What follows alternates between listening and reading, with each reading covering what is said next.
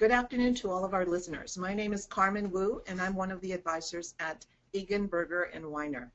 First, I would like to thank you for joining us to this webinar, Planning for Healthcare in Retirement. We are going to be looking at Medicare, Medicare Supplement policies, and Medicare Advantage, along with a discussion of potential costs. As mentioned in our invitation, you will learn 4 steps you can follow to incorporate it into your overall financial plan. John Driscoll, he is our presenter today, and he is Vice President for Fidelity Financial Advisors Solution, a division of Fidelity Investments. He joined Fidelity Investments in 1997 as an inside wholesaler for advisory wholesaler team. Prior to his role with the sales force, he was a relationship manager with the Fidelity Charitable Gift Fund in Boston. He attended Boston College, where he received a degree in economics. Now, we will make sure that we leave plenty of time at the end to answer any questions you may have. Now, due to compliance requirements, I'm asking that you please email your questions at the following email: hpressman@ebwllc.com. Again, that's hpressman@ebwllc.com with healthcare as a subject line. Now I'll go ahead and turn it over to John.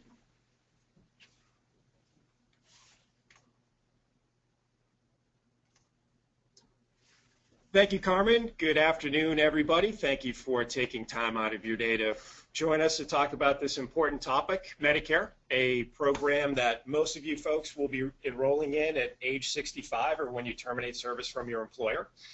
And you might be thinking, why is Fidelity here with EBW talking about Medicare? What's the connection? And the connection is, at Fidelity, we have a very large 401k platform. So we have an interesting perspective. We have a bird's eye view of watching people save for retirement, invest for retirement, and ultimately make that transition from work to retirement. And what we have found is that a lot of folks, when they first transition into retirement, they're concerned about their assets, their nest egg, and that's perfectly natural. You might be thinking, have I saved enough? Am I on track to retire when I want to? How long is this portfolio going to last? Who can I work with to make sure that my nest egg is going to last for 20, 25, 30 years in retirement? And then above and beyond that, there are some unique, interesting topics that people have to make important, often permanent decisions, and those 2 big programs are Social Security and Medicare. So at Fidelity, we're a mutual fund company. We have no vested interest in Medicare. We do not sell supplemental plans or Medicare Part D plans or Medicare Advantage plans, but knowing that this is an important topic, what we have developed over the last few years is a presentation geared towards pre-retirees. So we can go through this presentation. So we're not going to, an hour from now, maybe not know every single minutia that there is to know about Medicare, but we'll have a better idea of how this program works, what it covers, what it doesn't cover, and how you can accurately estimate what your out-of-pocket expenses are going to be when you ultimately enroll in Medicare. So the presentation that we're going to go through today is, we're looking at the agenda here. We got 3 bullet points. The first one is we are going to gain some general insight into healthcare costs, just general costs and what we're seeing in the industry and some industry trends from 30,000 feet. The second bullet point is we are going to take a closer look at Medicare, and we're not going to cover everything there is to know about Medicare, but we are going to go through the major components like Medicare Part A and B and D and Medicare Part C, so everyone has an idea of how these programs work, again, what they cover, what they don't cover, and what your potential out-of-pocket expenses. And then lastly, what Carmen alluded to is the 4-step process. How can I, as an individual, sit down, knowing what I know about Medicare now, ultimately accurately estimate what my out-of-pocket expenses are going to be when I enroll in Medicare? So that's the general outline. So I guess we'll transition to that first bullet point, and that is just gaining some general insight as to healthcare trends from about 30,000 feet. So what we're looking at on this slide, if you look at the blue line, is this is a very basic chart. This is not going to surprise anybody on this call. And what we're looking at since 1984 is a chart of inflation. So if we go back to 1984, and we go out to the general economy and we buy a basket of goods and services for $100, and then we fast forward all the way out to 2014 and we go out to the general economy and buy the exact same basket of goods and services, we know it's going to cost a little bit more, and generally right about $233. So if you look at that chart and if you sit down and you do the math, that is a year-over-year inflation rate of 3%. And the reason I don't think this number is going to surprise anybody is because inflation over the last 100 years or so has been right around 3%. Now, if we back out just the cost of goods and services in the healthcare sector, we know that since 1984, it's been growing faster than general inflation. Go back to 1984, what we could buy for $100 in the Medicare sector, you fast forward to 2014, and that same basket of goods and services in the healthcare sector is going to cost about $440. So if you do the math on the healthcare sector, that is a general inflation rate of about 6%, or twice the rate of general market inflation.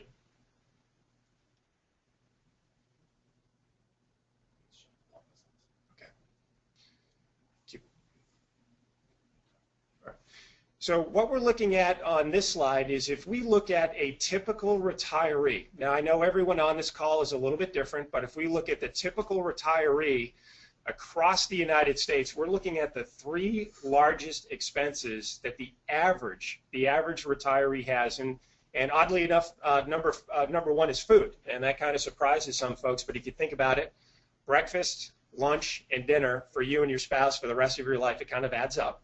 Healthcare on average is number 2, and housing is number 3. The reason housing is number 3 is because a lot of folks have their home paid for by the time they reach 65, 70, so that brings down the average number a little bit. And if you go back about 40 or 50 years, healthcare was not the 2nd largest expense. It was about the 4th or 5th largest expense, but because it's been growing at twice the rate of inflation, it snuck into that number 2 spot. So a couple anecdotal bullet points, and I'll cover these very quickly, but if you look on the left-hand side of the screen, medical services, the cost of knee replacements has risen about 70% over the last decade. And one additional stat I will share with you very quickly is a couple months ago I saw another stat on knee replacements, and it was a similar number, but it was a different study. And the stat that I saw a few months ago was, it said the number of people getting knee replacements over the last decade has gone up about 70%. So that was interesting. I think a couple factors may factor into that. People have had more active lifestyles. Obesity might be a little bit of an issue in the United States. And you also have a huge demographic of folks born between 1946 and 1964, baby boomers, that are starting to reach the age where, you know what they need? They needed knee replacements. The middle bullet point, diagnostic testing. The cost of MRI, CAT scans, and PET scans has tripled over the last decade. And typically this is great groundbreaking technology that extends our lives and extends the quality of our lives. But when this groundbreaking technology comes to the forefront, it's typically not inexpensive. It's typically a little bit more expensive right on the initial onset. And then lastly, on the right-hand side, prescription drugs. The number of prescriptions continues to grow. It's up 55% from 1998 through 2013. So those are just some general bullet points and themes that we're seeing in the healthcare space from 30,000 feet. Where does that leave us? We got a few numbers on this slide, and the number I'm going to point out here is in the green box in the top right-hand corner. And that number is $220,000. And what we're looking at here is a study that Fidelity does every single year. And again, Fidelity has no vested interest in the Medicare space. We don't sell supplemental plans or Part D plans, but we know that this is a big concern for pre-retirees, so we want to know folks that are prepared for this. And the number I'm referring to is if we look at a 65-year-old couple that's retiring today or in the near future, we think they're going to need roughly $220,000 out of pocket to supplement Medicare, not including long-term care. So that's a big number, $220,000 out of pocket to supplement Medicare, not including long-term care. And you might be sitting there thinking, well, what are we looking at? And what we're looking at is a husband and wife. The man lives for 17 years, the woman lives for 20 years, and they enroll in original Medicare, and that is Medicare Part A, Medicare Part B, Medicare Part D, and a Medigap plan. And if you count up all of their out-of-pocket expenses in the form of deductibles, co-pays, and premiums, over their lifespan, we think it's going to pretty accurately add up to about $220,000. So you're going to have to take my word for it, but as we go through this presentation, when we get to the end of the presentation, after covering those 4 components, you'll see exactly how we get to that number. Now, some good news, your number could be certainly lower than that. It could be a lot lower than that, and that could be based on personal factors, such as your age at retirement, your years in retirement, and of course, your general health. And then on the right-hand side, your number could be a little bit higher or a little bit lower based on your risk comfort level. And what I mean by that is how much insurance do you want to buy, or how much do you want to self-insure and maybe roll the dice a little bit and pay out of your pocket as you go. So you have some choices in the Medicare system. So we're now going to get into, I guess, the meat of the presentation. And we got 4 steps here. And what we're going to do today really is we're going to cover steps number 1 and 2. And that is we are going to get to know Medicare. And number 2, we'll spend some time there where we're going to go through a case study so you folks can see how on the back of an envelope you can accurately estimate what your out-of-pocket expenses will be. Steps number 3 and 4, that's going to be up to you and EBW to figure out, because I can't sit here and say that there's a magic solution for everybody. Everybody's situation is a little bit different, and how you structure your portfolio to pay for essential expenses in retirement is going to be different for everybody on this call. So I'm sorry to say this, but all of you are going to have a little bit of homework, because we're going to cover steps number 1 and 2, and steps number 3 and 4 will be for you and EBW to talk about at your next follow-up meeting. So step number 1, we got to get into the meat of Medicare, and what we're looking at here is the alphabet soup of Medicare. And we're going to cover this in the order that you see on the slide. And we're going to spend most time on what most people do. And when you enroll in Medicare, you have a choice. You can go down the road of original Medicare, and that's what most folks do. And original Medicare is signing up for Part A, Part B, Part D, and a Medigap plan. You're going to take those 4 components, put them together, and you're going to have comprehensive coverage in retirement. Your other option is to get a Medicare Part C or a Medicare Advantage plan. And I think the percent of people in Medicare today, it's roughly 70% of people go down the road of original Medicare. And it's about 30% of people that say, you know what, I want a different option. I'm going to go out and get a Medicare Part C plan. We're going to cover Medicare Part C at the end. One thing you're going to want to keep an eye on is over the next 10 years, part of the Patient Protection and Affordable Care Act, government funding for Medicare Part C is projected to go down a lot. So if that happens, government funding for Medicare Part C, if that goes down, a couple things could happen. Number 1, premiums for Part C plans could go up, or they could restrict the amount of services that Part C plans cover, or it could be some sort of combination of the two. So if government funding goes down dramatically, what we could see is that these Part C plans may look less attractive 5, 10, 15 years down the road. So we will cover Medicare Part C at the end, because it does have very clear advantages, but at the onset we will focus most of the time on what most people do. So we'll start at the top, and we will start with Medicare Part A, and Medicare Part A is your hospital insurance. Some people refer to it as emergency insurance. So if I'm a 65-year-old retiree, I enroll in Medicare. 3 months later, I get in my car, get into a car accident, break my leg, and get wheeled into the emergency room. If I have Part A, I'm covered, okay? So this is going to cover you if you're admitted to the hospital. Now, a little bit of good news with Medicare is if you have been paying your FICA taxes and you are 65 years or older, and a U.S. citizen or a permanent resident, your premium for Medicare Part A is going to be 0. So that's some good news right there. Medicare Part A, some people may refer to it as free, but you have been paying those FICA taxes over the last 30, 35 years, so you can think of it as no additional cost. Either way, when you transition into Medicare, the premium should be 0, but if you get admitted to the hospital, you may have out-of-pocket expenses. So if you look at the slide, that top row there, days 1 through 60, if I break my leg and I get wheeled into the emergency room and I'm admitted to the hospital, I have to pay a $1,260 deductible before Medicare picks up the first nickel. So if you were to think about this, hypothetically, I'm sure this is not going to happen, but your neighbor tomorrow morning gets into their car, gets into a car accident, breaks their leg, gets wheeled into the emergency room, try to think about how quickly it takes to rack up only $1,260 in an emergency room. It does not take long. So the key theme from Medicare Part A that we'll take away from this slide is, for most of you folks on the call, I'm going to go out on a limb and say most of you, if not all of you, are going to be eligible for Part A, and the premium is going to be $0. That's the good news. The bad news is, although it's free to have, it's not free if you actually have to use it. One other thing I'll just quickly add with Medicare Part A is the deductible you're looking at of $1,260. That is not per year. It is per visit or per benefit period. And a benefit period is you're admitted to the hospital. You're there for, say, 3, 4, or 5 days. Once you get released from the hospital and remain out for 60 consecutive days, your benefit period ends. So in theory, you could have multiple benefit periods in the same year. Either way, the key takeaway is, for most of you folks, Part A is going to be free, but not free if you actually have to use it.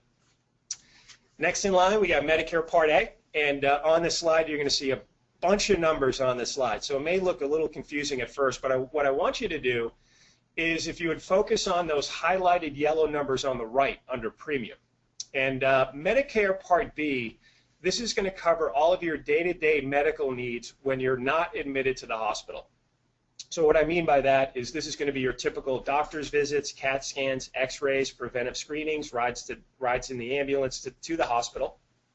And there was a big change to Medicare Part B back in 2010, very big change.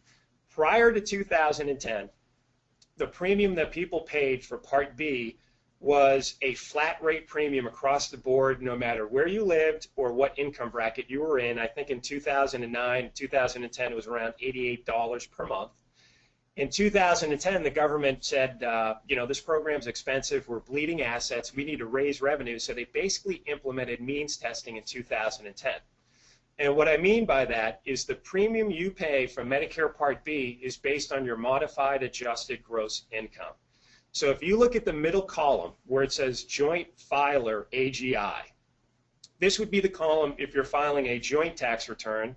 And obviously on the left-hand side under Individual Filer AGI, that would be the income brackets if you're an individual filer. But we'll focus on the middle column. We're going to assume that we have Mr. and Mrs. Smith.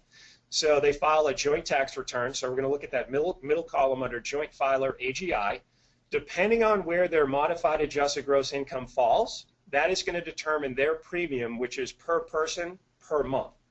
What the IRS does is, every year you enroll or re-enroll into Medicare, it's always a 2-year look back where they're going to look at your tax return from 2 years ago.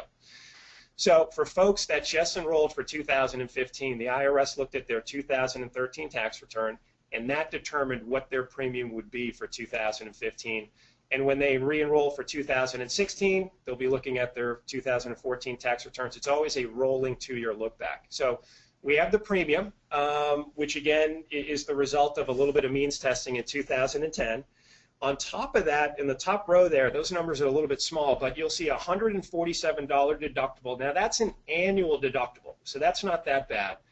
But there's also a 20% coinsurance or 20% copay that you pay out of pocket for any approved service that's covered by Medicare Part B. And again, a short laundry list would be doctor's visits, CAT scans, x-rays, preventive screenings, rides in the ambulance. One thing you may want to take note of is, during your working years, if you're in a higher income bracket and you think that's going to drop a bracket or two in retirement, the good news is, although you may be paying a higher premium in the first year or two in retirement, those working years will eventually roll off, and you should drop down a bracket or two for your Medicare Part B premiums. If you have 1 year at the end of your working years that is an outlier, you have a big tax year, you either make a lot of money, you sell a business, you sell a piece of property, you do a Roth IRA conversion. If you have 1 year that is clearly an outlier, you can petition Medicare to get an exemption for that 1 year. And I know some folks that have done that. It involves a little bit of paperwork, but it is something that you can certainly try to do if you have 1 year that's clearly an outlier. So we've covered Medicare Part A, Medicare Part B. Next in line is Medicare Part D. And what we're looking at here, Medicare Part D is going to be for prescription drugs, and there's going to be a dark blue pop-up box here that's going to pop up on the left-hand side. And in that box, there's going to be a term that a lot of you folks have probably heard of, and that is the donut hole. And the donut hole represents a formula that Part D plans are based on, and most folks that I bump into have heard of the donut hole, but they're not really sure exactly how it works. They just know it's confusing, and it can result in a lot of out-of-pocket expenses when they go to the pharmacy. So what we're going to do is we're going to go through this bar graph, starting at the bottom, going up through the top, and I think this should give you a better idea of how this donut hole formula works. Assuming I'm 65 years old, I retire, I enroll in Medicare, I'm going to be smart, and I'm going to go out and get a Medicare Part D plan for prescription drugs. And you have a lot of choices. These are all offered by private insurance companies. And at the lower end of the scale, I can get Part D plans for under $10 per month. Now, they don't cover as many drugs, but you can get cheaper Part D plans. On the other end of the scale, we have Cadillac plans that cover a lot more drugs. And the premiums for those plans are about $90 per month. Now, the average premium people paid in the United States was $39 last year. So we're going to say that I'm that typical average retiree. I'm paying $39 per month, so I have prescription drug coverage. So January 1st, we're going to start at the bottom of that bar graph, and I hope visually you folks will be able to follow along with me. January 1st, I start going to the pharmacy. I'm filling prescriptions right off the bat. I have to pay a $320 deductible. I have to satisfy that deductible before I get any coverage. So looking at this bar graph, everything in green comes out of my pocket. Everything in blue is picked up by the insurance carrier. So step number one is I have to fulfill that deductible of $320. And if I take 2 or 3 prescriptions, that shouldn't take too long. And now the good news is I have coverage. And you'll see that the insurance company typically picks up about 75%. And I, as the individual, I'm going to be on the hook for a 25% copay. So this is good news. I mean, my insurance carrier is picking up 75%. I mean, that's the lion's share of the prescription drug expense. The catch is with the donut hole is January, February, March, April, May, June, July, August, throughout the year, when it gets to the point where the combined dollar amount between what the insurance carriers chipped in and what I've chipped in, when that combined dollar amount reaches $2,960, I have reached the donut hole, and now I pick up 100% of that prescription drug expense out of my own pocket. So if you look at the middle part of that bar graph where it says limited Medicare coverage in the donut hole, that's the donut hole. In worst case scenario, if I take a lot of prescription drugs and they're very expensive, I can be in the donut hole for up to $3,720. And if I go all the way through the donut hole, you'll see at the very top, the insurance company comes back in and says, look, you have paid enough out of pocket, you've satisfied the donut hole, we're now going to come in with catastrophic coverage and basically pick up the whole thing, or roughly 95%. So a very quick recap on that formula is, again, you need to pay monthly premiums to have a plan. And then January 1st, when you start going to the pharmacy, you have a deductible. Then you have co-pays up to $2,960, and that's when folks are impacted by the donut hole. So one theme that I hope you folks take away from today's presentation is, I certainly did not wake up this morning, jump out of my bed, clap my hands, and get all excited about telling people how expensive Medicare is. That's not the theme of today's talk. Today's theme is resources. So we're better educated to make better decisions when we first enroll. And one great resource for Part D plans is going to be on Medicare.gov. And if you folks, and I know a lot of you folks are not even close to retirement, so this might be a great resource for older relatives or parents or coworkers. On Medicare.gov, there's a donut hole calculator. And what an individual can do is they can sit down in front of this calculator, they enter their zip code, the prescriptions they take, how often they take them. It is a 15 or 20-minute exercise, but once you go through those steps, the calculator is going to do 3 things for you. Number 1, you'll have a better idea of how this donut hole formula works. Number 2, you'll have an idea of what your out-of-pocket expenses will be for the coming year. And then number 3, this is the best part, it's going to lead you to Part D plans that are the best fit based on where you live and what prescriptions you take. So that's a phenomenal resource on Medicare.gov. One thing I will add to Medicare Part D is the Patient Protection and Affordable Care Act, which is something that we've all heard of almost every day for the last 5 years. It does not have a major impact on Medicare, but there are some subtle impacts, and one of those subtle impacts is the donut hole between now and the year 2020 is going to be phased out. And when I tell that to people, they seem to get a little excited because they think, okay, that's good news.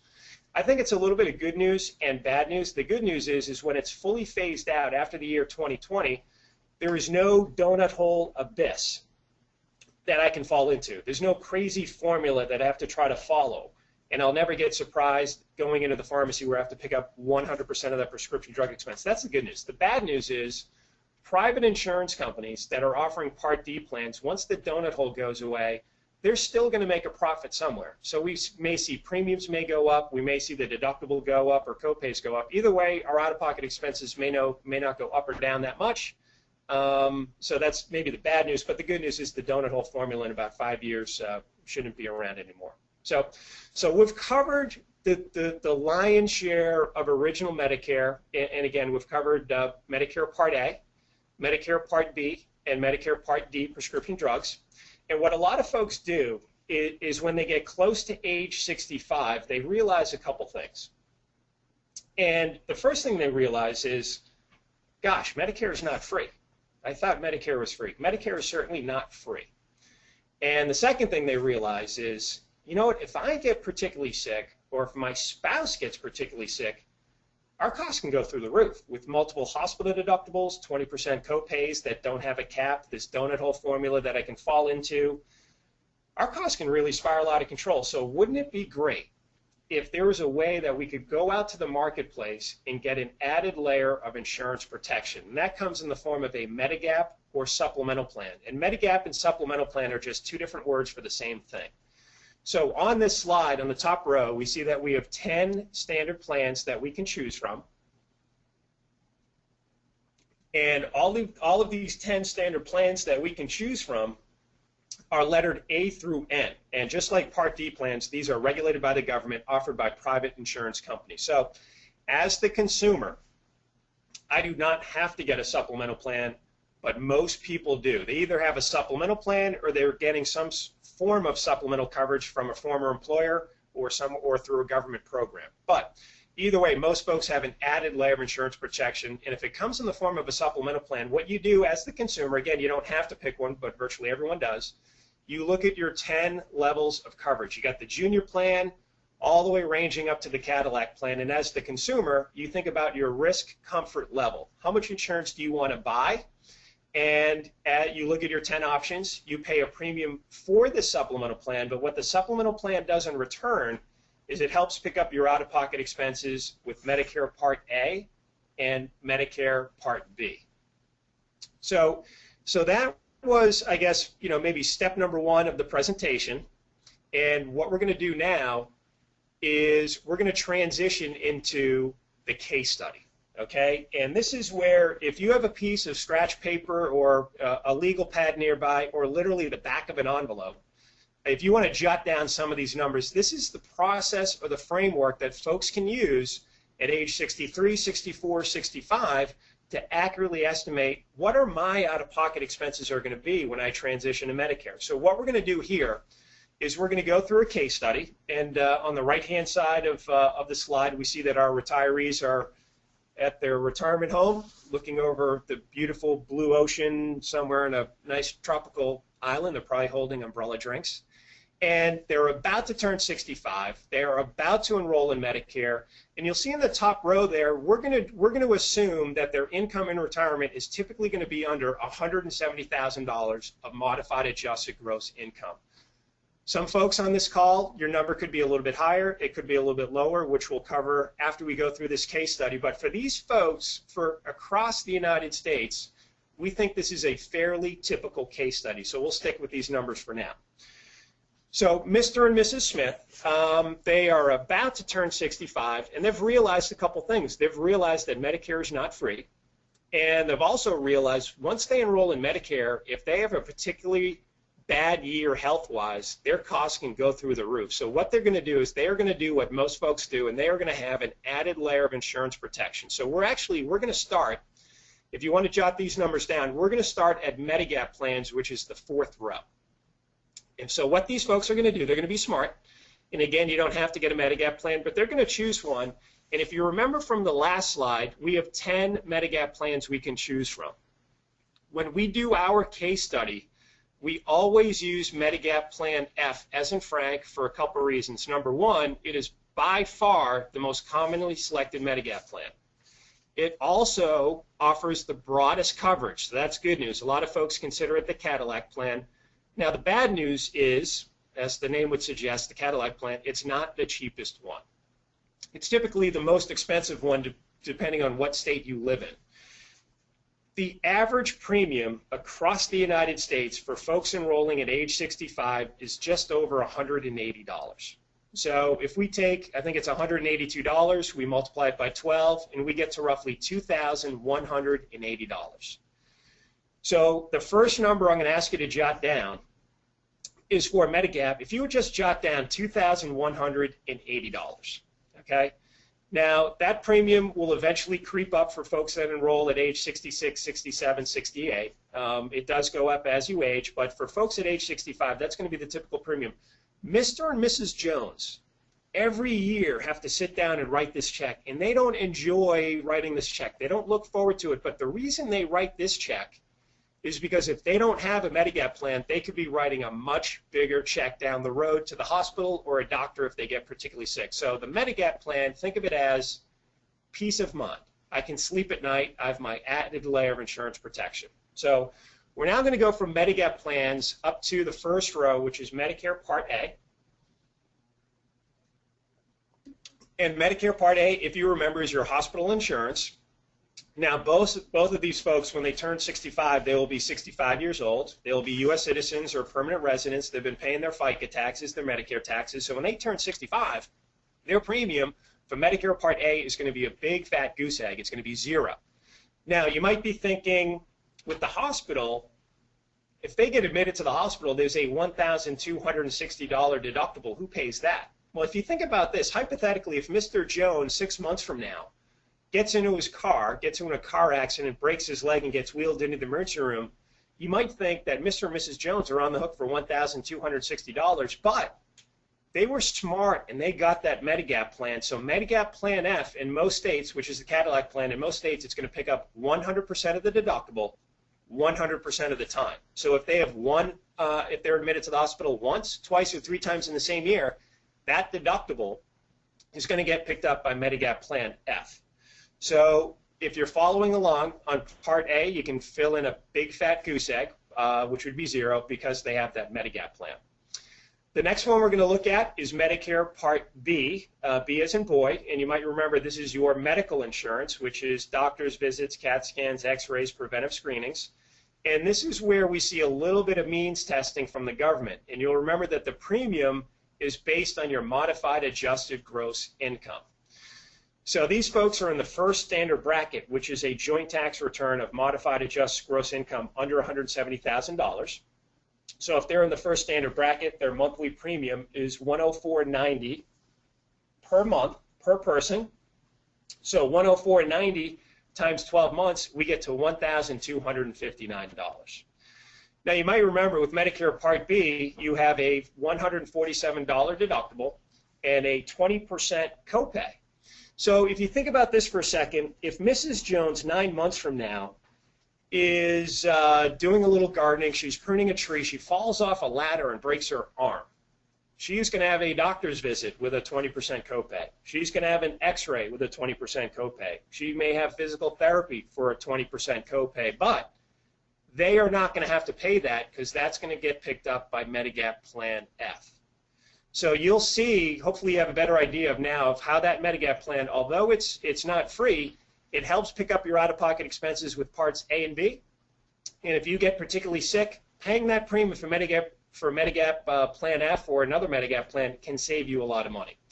So the last number we're going to plug in is for Medicare Part D, and the number that we use is the national out-of-pocket average expense people had with their Part D plan across the U.S. last year. So if you look at someone with a Medicare Part D, if you add up their premiums, deductibles, co-pays, on average, across the U.S., on average, a person with a Part D plan had out-of-pocket expenses of $2,014. Now, if you folks want to get a better idea of what your number is with Medicare Part D, you can go to medicare.gov, donut hole calculator, and do that 15, 20-minute exercise. It will spit out a number, and you can plug it in, and you'll have a more accurate number as to what your number is. So Mr. and Mrs. Jones, they have done this exercise on the back of an envelope, and we got our numbers here, so we're going to add up A, B, D, Medigap Plan F, and it equals $5,453 per person multiplied by 2 for a couple, and we're at $10,906. So once we have a better idea of what this expense is, now we can have a more thorough conversation with our financial advisor, because for this essential expense and other essential expenses, Fidelity and a lot of other companies out there in the financial services space, we recommend covering your essential expenses with guaranteed or a highly predictable source of income. And I can't really talk about a solution right now because everyone's situation is a little bit different and everyone's portfolio is going to be structured a little bit differently. So that's why we have a little bit of homework. And for your next conversation with the EBW team, this is something you may want to talk about, and then review your portfolio to make sure you're on track to meet this expense and pay for this expense for hopefully a 25, 30, 35-year retirement. So we've gone through a lot of numbers very quickly, and when I do this live for a live audience, what has happened in the past is some people will come up to me afterwards and said, you know, we did a hypothetical case study. But that's for a hypothetical couple. How can my number be a little bit different? So if you look at these numbers on the screen, what I'm going to do now is very quickly talk about how your number could be a little bit higher or it could be a little bit lower. So when you do this exercise later tonight, in a couple months, in a couple years, you can get a better idea of what the variables are. So what we're going to do is we're going to start with at the top to see how that number can vary. If you're eligible for Part A, Part A premiums are going to be 0, so you're not going to see that number fluctuate too much. For Medicare Part B, this is where we see a little bit of means testing, and we see that the premium is based on your modified adjusted gross income. So if you folks are in a higher bracket, your premium can be a little bit higher. So the first variable for Medicare Part B is if you're not in the standard bracket, your premium is going to be a little bit higher. So that's the first variable. The second variable is with Medicare Part D, as in David, prescription drug plans. The number we use, just as a reminder, was the national average. If you take more prescriptions than the typical retiree, your number could be a little bit higher. But if you take fewer, and if you're just transitioning into retirement and you're younger, healthy, and you don't take any prescriptions, that number can be dramatically lower. So that's the second variable. And then the third variable is Medigap Plan F. You have 10 choices, and we're looking at the most expensive one, and there's nothing wrong with the other 9 options, but if you pick a supplemental plan that doesn't cover as much, that premium is going to be lower, and you could save a little bit of money there as well. So those are the different variables when looking at original Medicare. And what I'm going to do now is I'm going to transition to Medicare Part C, which is Medicare Advantage plans. And what we've reviewed so far is, again, original Medicare, which is going to be Medicare Parts A, B, D, and Medigap. But what a lot of folks do is they'll say, you know what, I want another option. And this is about 30% of people in the Medicare system. They will go out and get a Medicare Part C or Medicare Advantage plan. Now, if you're getting a Medicare Part C plan, you're also going to enroll in Medicare Part A. You're also going to enroll and pay for a Medicare Part B. And then on top of that, you're going to get a Medicare Part C plan that basically will act as your prescription drug coverage and your supplemental plan. So here are some pros and cons of Medicare Part C versus original Medicare. Some of the advantages is with Medicare Part C, it's one-stop shopping. So a lot of folks will think of it as a bundled solution where you're going to a private insurance company, you're buying one plan, and it basically replaces having to sign up for A, B, D, and Medigap. So one-stop shopping, ease of doing business, some people find that attractive. The other advantage is, and this is an advantage and a disadvantage, is you're going to be participating in an HMO. So you're going to be dealing with doctors within a network. Now that's an advantage because if you've been working and participating in an HMO during your working years, you kind of have an understanding of how that program works, and if you're comfortable with it, that can certainly work for you in retirement, but you have to remember that's dealing with doctors within a network. The disadvantage that comes with an HMO is you're dealing with doctors in a network. And if you do a lot of traveling, like my own folks do, they spend part of the year in the Northeast, they spend part of the year in Florida, they do a lot of, or not a lot of trips, a couple of trips throughout the year. If they have to see a specialist on the road outside of their network, that could really result in significant out-of-pocket expenses. So for some folks, Medicare Part C is just not flexible enough for them. So you just have to realize the pros and cons of participating in an HMO. Another advantage with Part C, and I think this is what drives a lot of consumers to purchase a Part C plan, is premiums for Part C can be very, very, very low. And I know in some states they can be as low as zero. And your maximum out-of-pocket expense is regulated by the government, and it cannot exceed $6,700. So if you look at those numbers from 30,000 feet, you might say, okay, I can get coverage for free, and if I don't get sick, I'm not going to have any out-of-pocket expenses because I don't have to go to the hospital, go to the doctor, so it's going to be free. In worst-case scenario, it's only $6,700. The catch to that is the $6,700 cap does not factor in, you have to pay for Medicare Part B premiums, which if you're in the first bracket is going to be $1,259. It does not factor in the premium you pay for Medicare Part C. So let's say you're paying $50 per month. That's another $600 per year.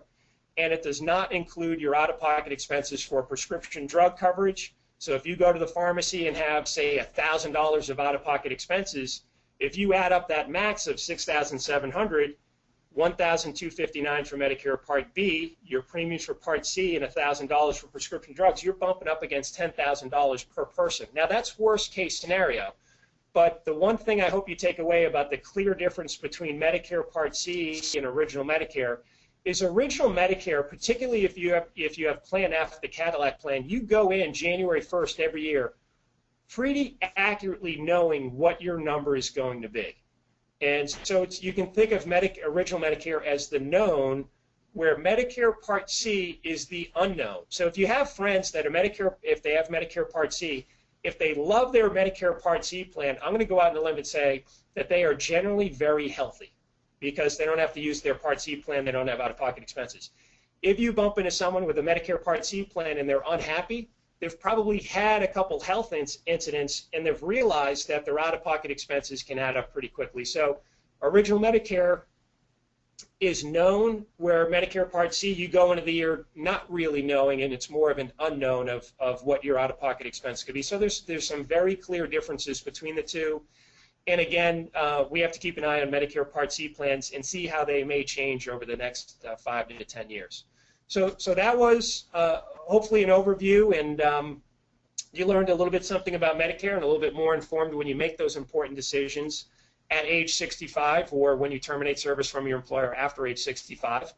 And I think what we're going to do now is have a short pause and transition into a little bit of Q&A.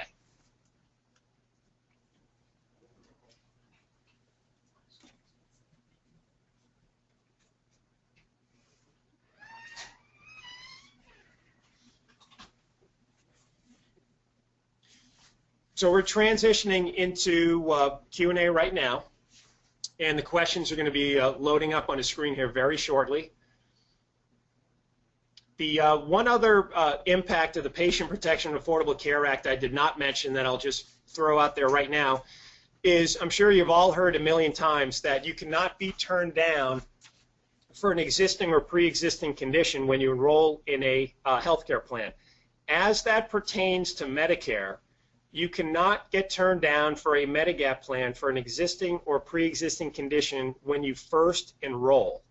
And what I mean by that is when you first enroll, you cannot be turned down for an existing or pre-existing condition. So what some folks try to do is they'll say, I'll get a junior plan now when I first enroll, and when I get on later on in my years where, 75, 80, 85, where I'm more apt to use my Medigap plan, I'll just trade up to the Cadillac plan.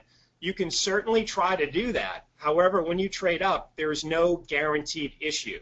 You can be subject to underwriting, higher premiums. They may turn you down altogether. Now, if you have a very clean health history, they'll take you on as a new customer, but it's not guaranteed issue. So choosing that Medigap plan when you first enroll at age 65, it's an important decision. So I think we have a couple questions here. And let's see.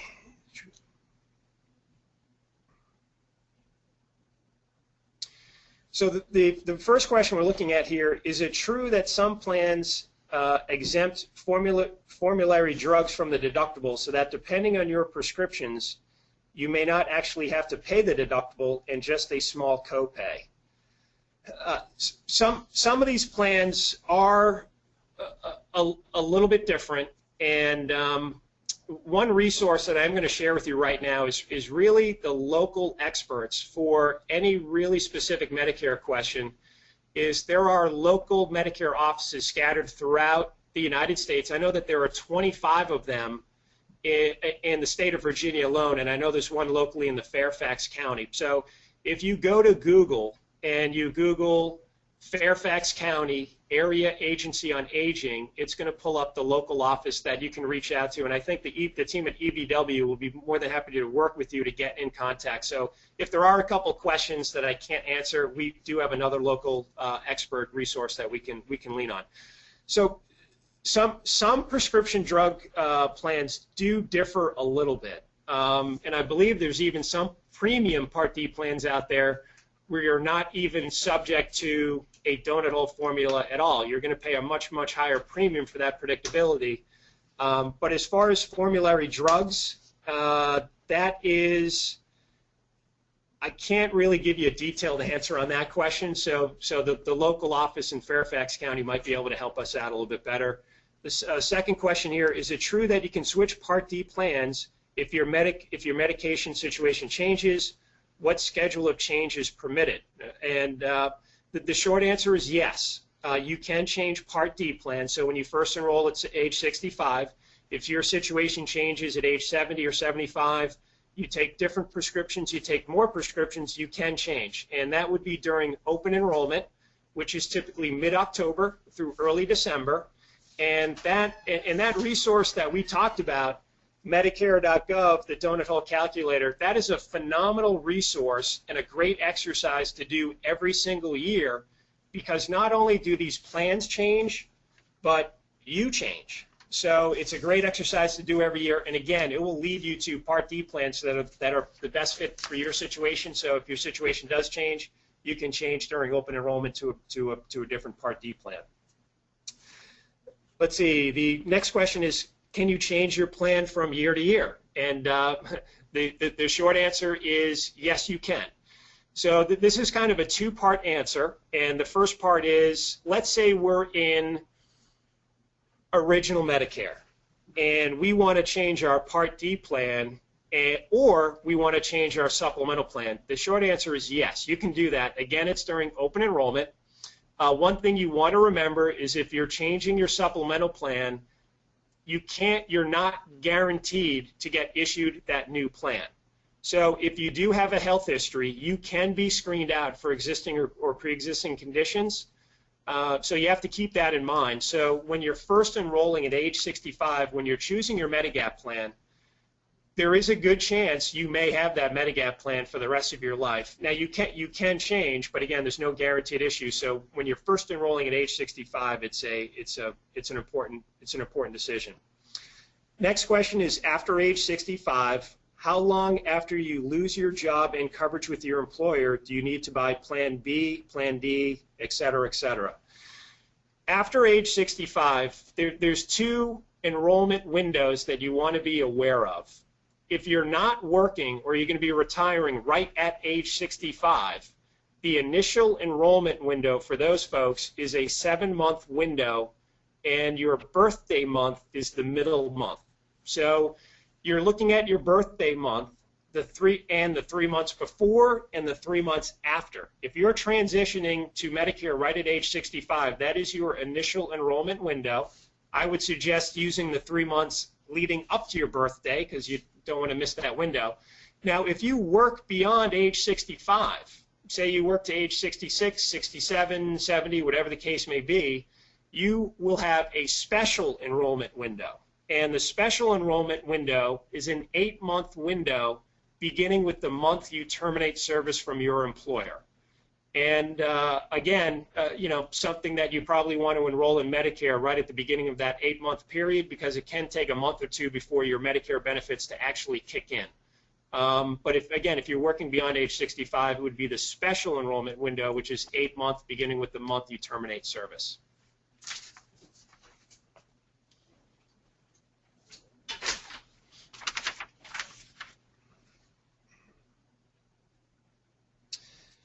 The next question is, if I sell my home, the gains can affect my Part B premiums. Is that true?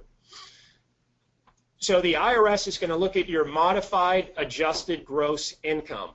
And I probably should have prefaced the call by saying I work at a mutual fund company. I'm not a CPA or a tax attorney. I think if you Google modified adjusted gross income, it may give you a laundry list of what's factored in there. So I'm gonna have to take a pass on that question, but they do look at modified adjusted gross income, and I think if you cannot find that information, if you call EBW this afternoon, I think they'll be more than happy to dig that up for you.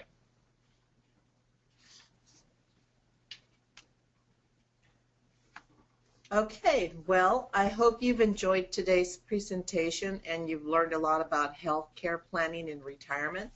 Thank you, John, for your time, and thanks to all our listeners for joining us today. We intend to have this as a replay on our webinar this webinar on our website within probably a week or so. Also, please be on the lookout for our next webinar, which will feature mid-year economic updates. Again, thank you for your calls, and we look forward to having you at our next webinar.